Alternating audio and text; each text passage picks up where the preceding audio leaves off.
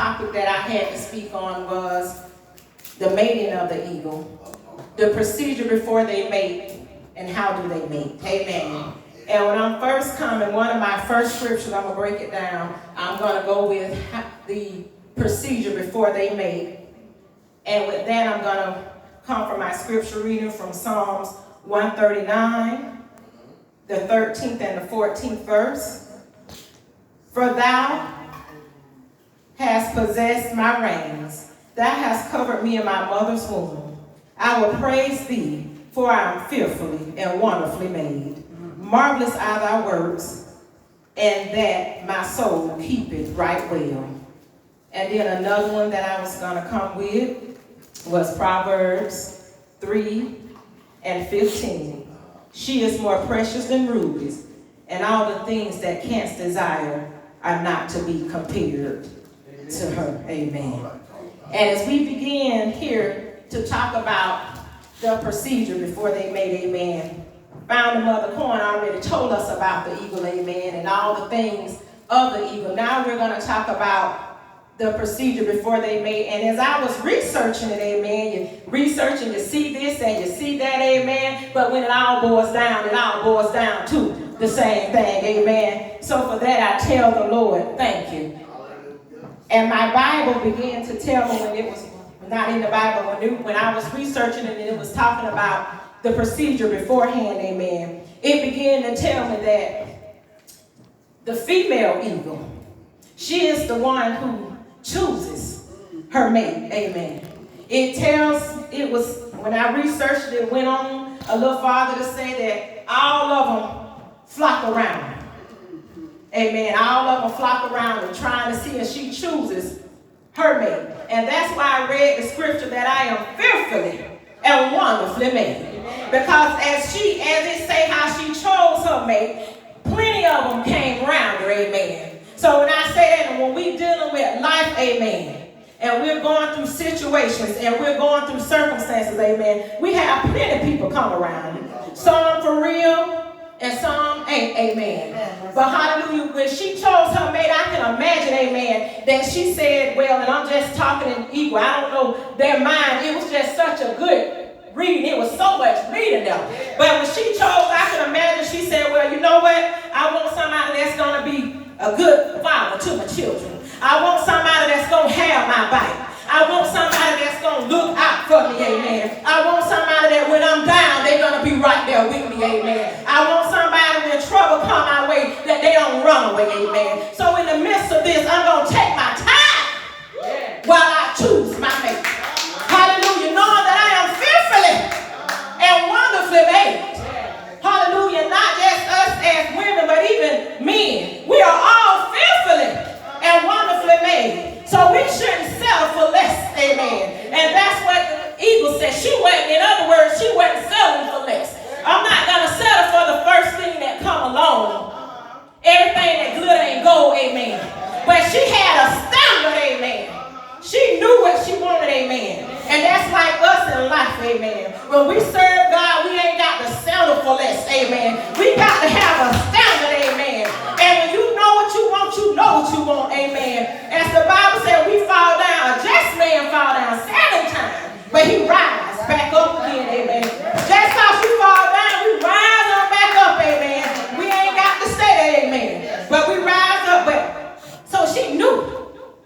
That's what she wanted. She had the characteristics. That's like us in life. You got goals. You got dreams.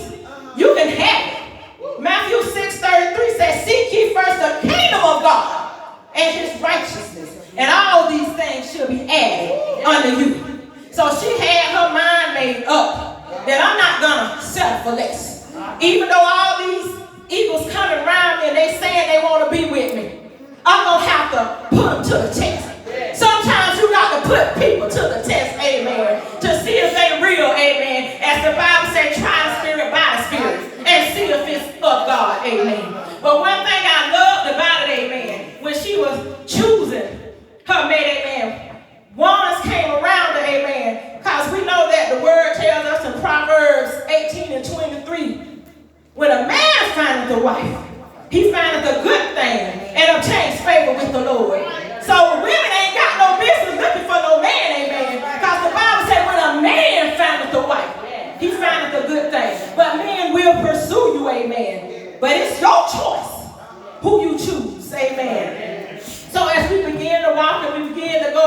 a little farther in the word, amen. So now, okay, they've been following. I think I'm going to fly with this one. Now I'm going to put him to the test. I'm going to see if he got the characteristics. I'm going to see if he got the qualification. I'm going to see if he got those things that I'm looking for, amen. Because I believe she said that I'm looking for me a Boaz and not a bozo. Hallelujah. Thank you, God. So she began to put him to the test. And as she began to put him to the test, they say what she would do, she found the one that she wanted to fly with. So they said what she do, she go to the ground. She'll pick up a twig. And when she pick up the twig, she flying high in the air. Then she dropped the twig to see if he could catch it. All right, so he caught it, so he passed that part, amen. Then it said, you know what, that ain't enough. Okay, he did that, but I'm going to put him to another test. Let me see if he's going to really be there. Said she flew a little higher. Said she threw the twig a little higher. Oops, excuse me, Holy Ghost. Thank you, God, but he didn't catch that one, amen. Hallelujah. So when we talking in the word, amen, and it said, that's okay. And it said how she threw the twigs. She flew higher. And as she flew higher, she dropped the twigs to see if he could catch it, amen. And hallelujah, at that point, when like I threw that one and we dropped it and it didn't catch it. Well, if he didn't catch it, he was disqualified. That was it. She moved on. Right now, you ain't got what I take. I'm putting you to the test, and I'm not gonna settle for less. And it don't matter that the other eagles flying around me gotta make. I don't care what they got, but what God got for me is for me. Hallelujah. So she put him to the test, amen. So then they go on and they find another one, amen. And they say they do this for hours and hours. Then they say she get a big old twig. Fly high as she can fly. And she dropped it to see if he could catch it. Now if he catch that one, he got it. When he catch that one, he got it. It said go on and on. But he proved himself. Because it said they do that for hours and hours. Flying and doing that. So, and then that go to show he had to really want it. To be flying there for hours and hours. She dropped the twigs and he catch a twig. What I'm saying is somebody really wants you, amen. They're going to do what it takes to get you, amen. If they really want you, they're going to stick with you. Whether relationship, friendship, whatever it is, if somebody mean you good, they're going to stick with you through it all. Even when stuff come up against you and you get a little tired, they still going to stick in there with you, amen. So at this point, she realized, hey, she said, I got him. This the one. Thank you, Jesus. Because I done seen him for hours and hours and hours, and he has proved himself. Hallelujah. So now that we get to the point that he done went on and he done proved himself, now we're going to go to how they made.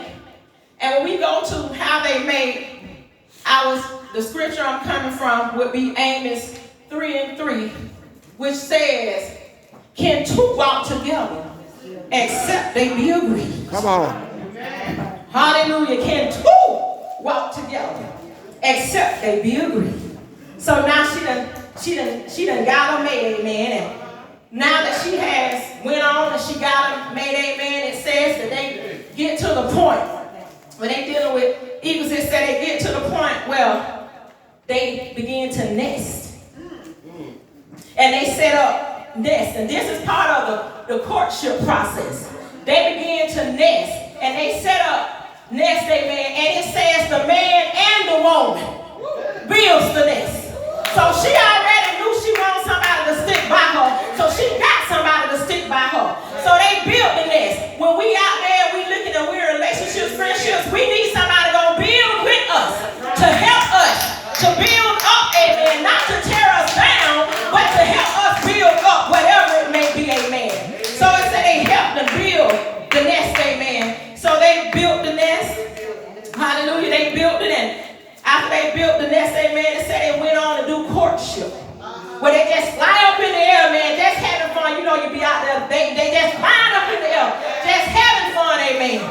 Going on, doing all about their feelings, say doing cartwheels and all this. I can only imagine, amen, in Eagle Land, amen, the things what they was doing, but they knew what they was doing. We look up, we may not know what they doing, but they knew what they was doing, amen. And hallelujah, when they finished having flying down or whatever, so they came down and they began to reproduce at that point, amen.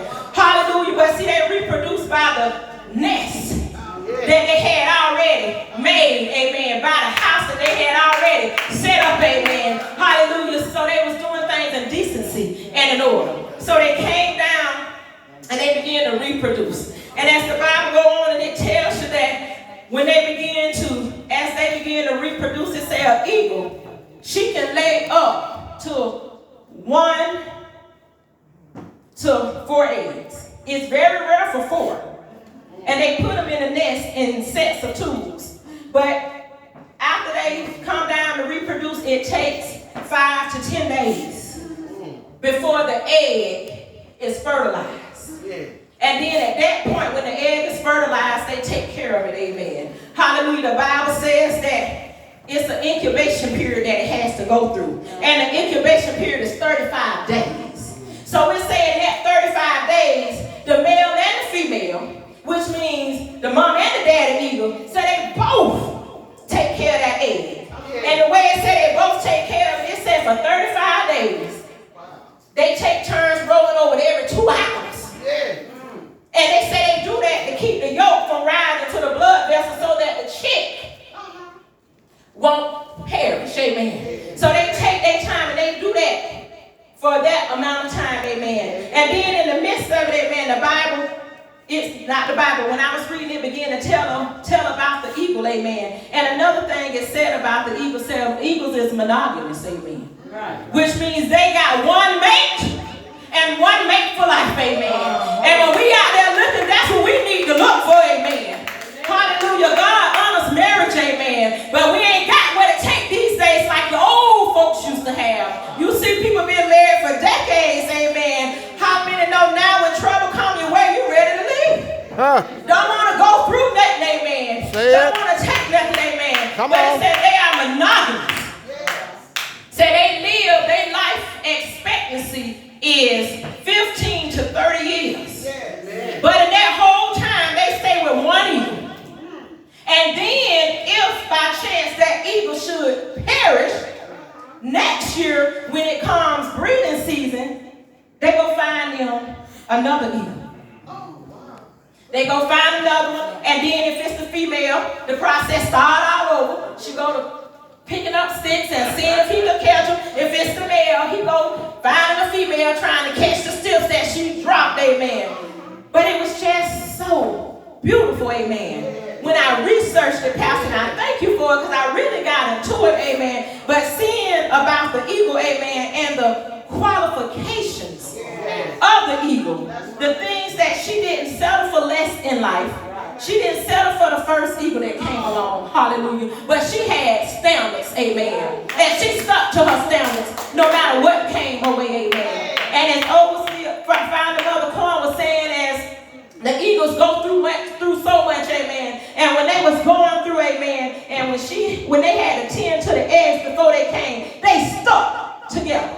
Can two walk together except they be agreed? We got to find people these days, amen, that's going to stick with us. Amen. No matter what situation, no matter what circumstance, no matter what trouble come our way. And the eagle, they did that. Hallelujah, they did that. She found that mate, amen.